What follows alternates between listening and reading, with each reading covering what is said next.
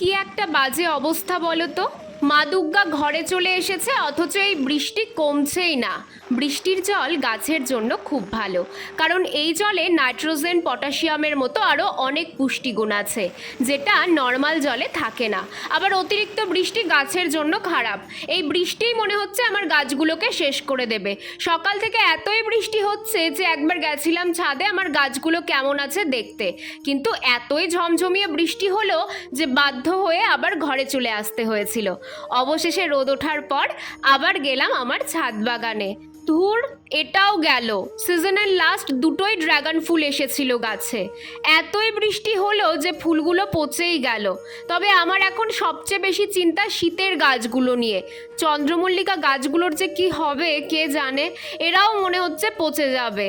আদৌ এবছর শীতের ফুল করতে পারবো কিনা জানি না। ভগবান, বৃষ্টিটা কমিয়ে দাও এবার।